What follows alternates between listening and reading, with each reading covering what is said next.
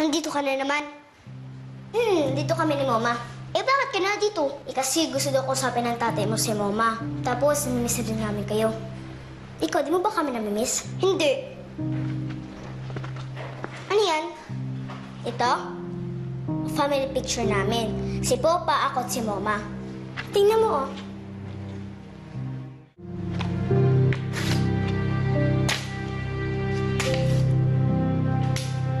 Sorry.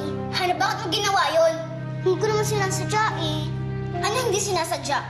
Bakit mo nga ginawa yun? Ano ka nakagalit mo dyan? Eh, hindi naman maganda yung picture mo. Masyado ka talagang babida. Ang bad mo talaga. Umalis ka na nga dito! Alis na sabi! Ayaw mo alis? Ha? Ayaw mo? Alis na sabi! Ah! Aray! Mama! Becca! Becca! Uy! Becca! Becca! Becca! Becca! Ano nangyari? Ano nangyari? Nahulog sa hagdan eh. Saan?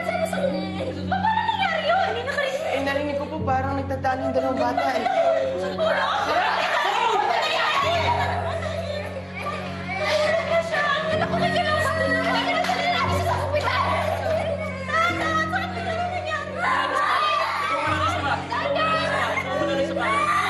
Yung payo.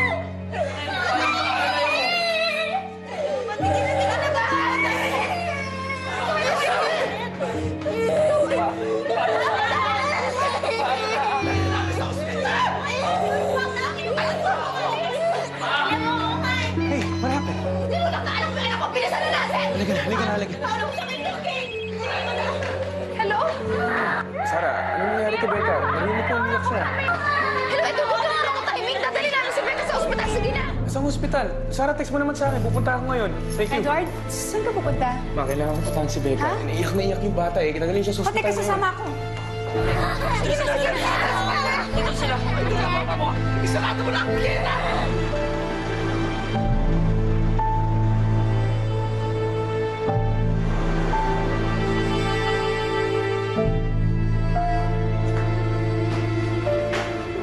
Anak, ano ba kasing ginawa mo?